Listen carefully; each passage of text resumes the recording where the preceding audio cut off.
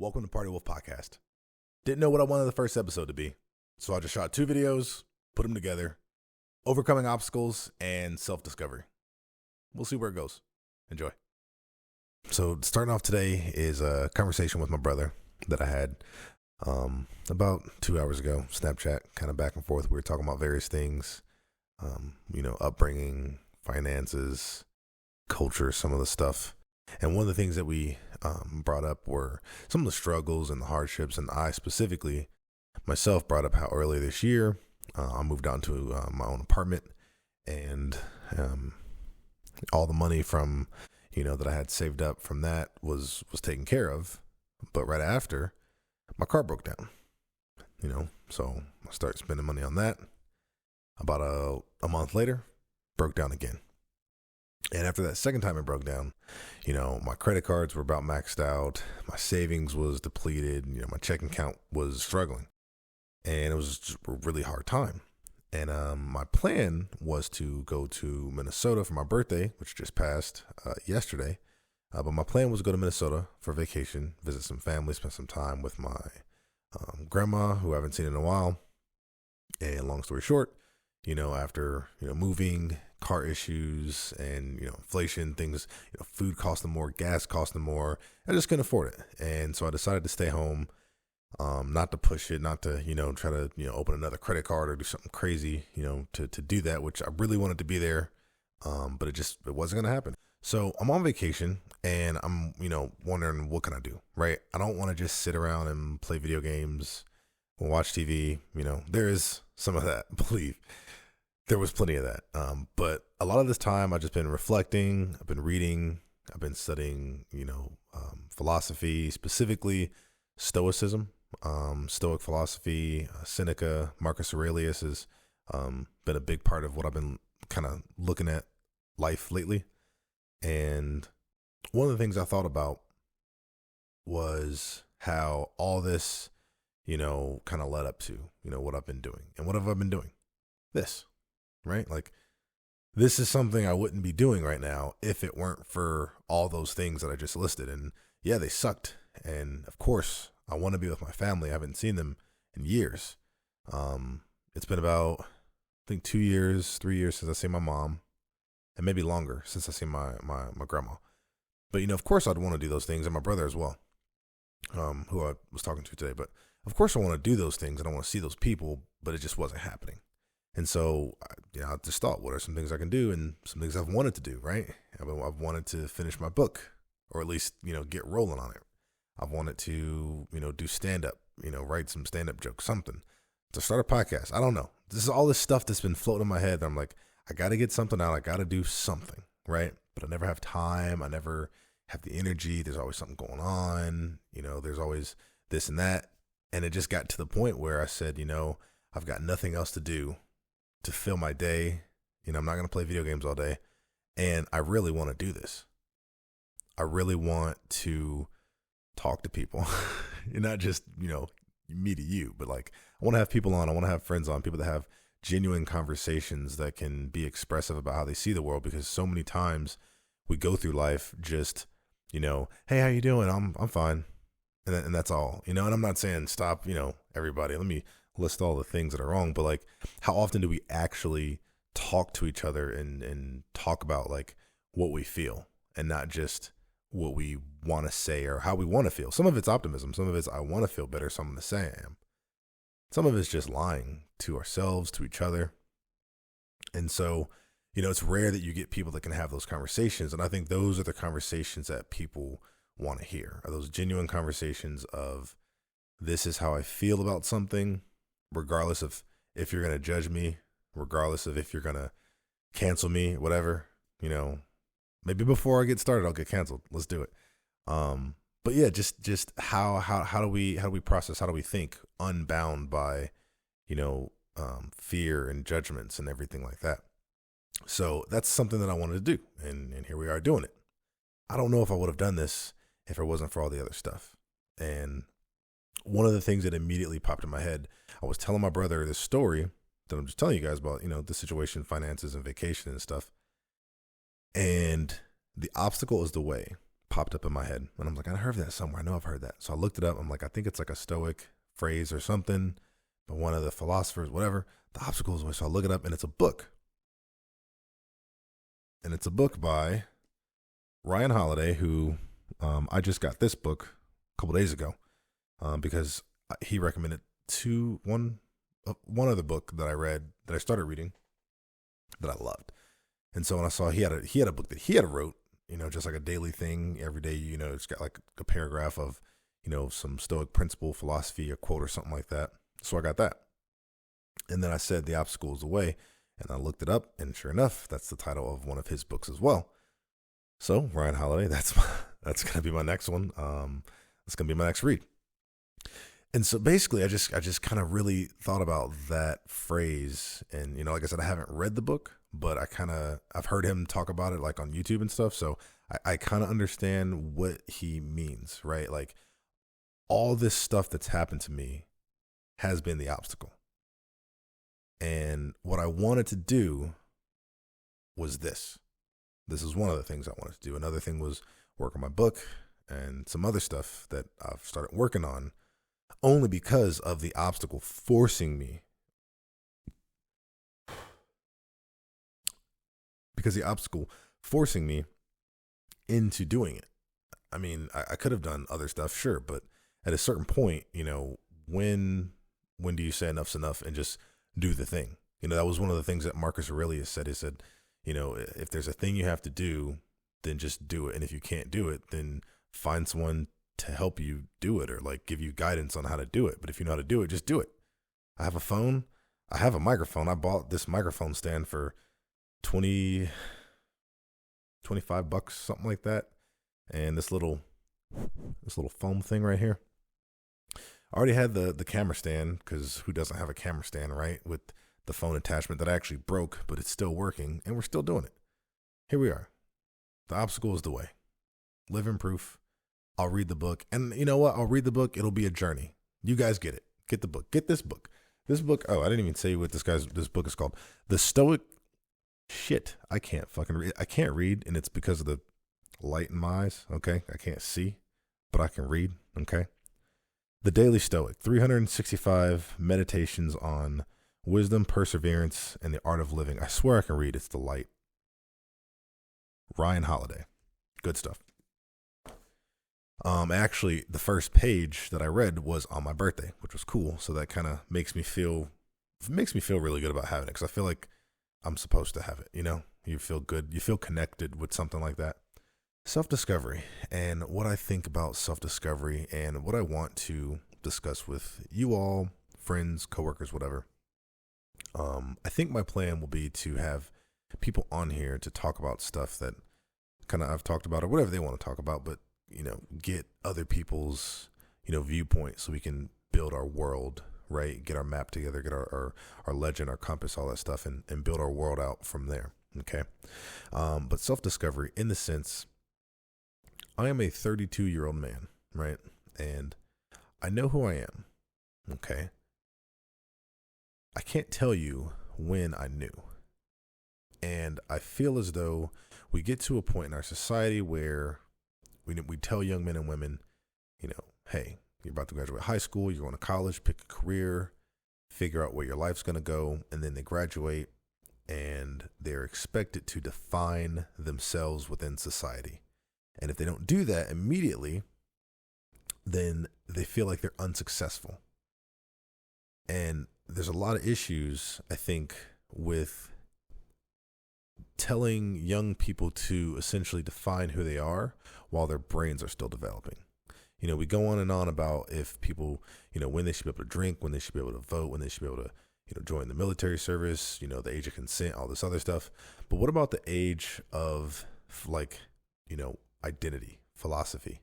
Okay, that's something that we can't put, it's not tangible. I can put something on your ID that says, you're old enough to drink, you're old enough to serve, you're old enough to do this or that. What says you're old enough to make the decision of who you are, right? And when you make that decision, how do you know that it's finished? And so my argument that I want to put against our culture today, my counterpoint is we put so much emphasis on, mental health from the aspect of like, it's okay to not be okay. And that's great. I believe it wholeheartedly. But we don't think about what people go through when they don't, when they don't like themselves, or they don't know who they are, right? Like, what are they searching for when they don't know who they are? Why don't they know who they are? In my experience, people don't know who they are because when they define it and then it doesn't happen, they have to shift their entire worldview, right? So if you're 17 and you are great at basketball and you're going to college for it, right? And this is like kind of on a grand scale. But you go to college, you're planning on being a ball player. You go through school, you get hurt, you can't play, you don't finish school, you have no degree, you have student loan debt, whole nother conversation. And now you're in the workforce and you're expected to be productive. You're expected to have it together. And I'm going to say this, fuck you if you don't like it, but I'll go on a limb here, and God forbid you be a man, and you have to be expected to now find a mate, raise a family, and create more productive members of society. When you started your life, the whole identity of who you were is different. For me, my thing was I wanted to be involved in ministry. I wanted to be a youth pastor. I wanted to touch, phrasing. I wanted to reach lives, and help people and bring joy and hope and things like that, and spread the gospel, right? I got married young, which is what I wanted to do. I don't know why I wanted to, but I wanted to get married young. That was the thing, right? In church, it's the thing. You get married young, you start a family, you start preaching all this other stuff. So I got married young, and I started doing, small groups and stuff, and things were going well for a time, and then they weren't going very well. And when they kind of collapsed, my entire world, right, split in two. And it wasn't just the fact that I was getting divorced. It wasn't just the fact of why I was getting divorced, and it wasn't just, not being involved as much in church, because I was still involved, and it wasn't like I was ostracized. But, when you're going through something like that, you have to take, your own, steps back to withdraw within yourself and take care of yourself. And so in doing that, I lost two things. I lost, a spouse, and then I lost the thing that I liked doing, which was, leading people in this, religious capacity. And so now that I couldn't do that anymore, who I was as a person had changed, because now I was living in a different type of mindset than I had been almost my entire life. Most of my younger years in this particular mindset of where I wanted my life to go has now been flipped. And all of a sudden, all I'm doing is working at a desk job. And then all I'm doing is just, I'm serving. I served, tables. I was still active in the guard. That's kind of an oxymoron. I was in the guard, whatever. But it wasn't like, full time. It wasn't, super engaging, right? And so I went through a period of time where, as a 26, 27-year-old man, I'm trying to figure out who I am. And I had already thought I did that when I was, 17, 18, 19, 20, 21, whatever. And so since I was so dead set on what I thought life was going to be, and then life going the way it did, right? I think that difference is what causes people to lose who they are. Okay, so we'll use this right. So we'll say you're here, okay, and you have goals that are here. And this isn't say like positive, negative. This is just to say, this could be like any kind of graph you want it to be, but just to keep it aligned, right? But this doesn't mean that this is bad. Like, this could be being a doctor. This could be being a lawyer. If you really want to be a lawyer, you become a doctor. You technically weren't successful, even though you are successful, right? So that's what I mean here. I'm not arguing money, success. I'm arguing desire and identity with actual outcome and what actually happens and how you react to it, right? And how I reacted to it. And so 28, 27 years old, I am a different person than I was at the peak of my brain's development, right? So if they say, your brains don't develop until you're in your early 20s, right? My brain was still developing when I made that decision. I wasn't fully mature, but I had already made the decision on where my life was going to go, right? And so we're sending all these kids to colleges and stuff with the decision of how their life is going to go when their brains aren't even done cooking. So 28, I'm having to figure out who I am. That essentially puts me in a depressive state, and I start drinking a lot and spending all my money just on food and alcohol, just going out and just trying to forget my problems. I'm not saying I was a party animal, but I definitely did more than I would have, especially considering the background that I came from. And so now I'm in this state where I don't like who I am because everything I'm doing is contrary to the value system that I grew up with.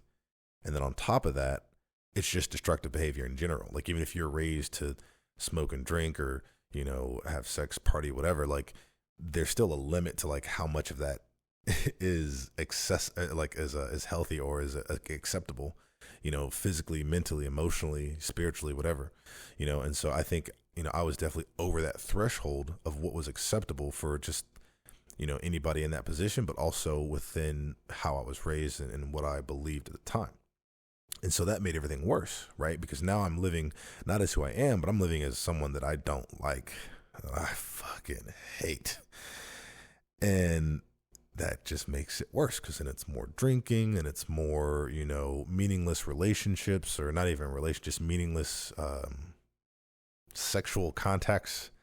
I don't want to say meaningless to slight anyone, but they weren't, they weren't brought forth from good intention.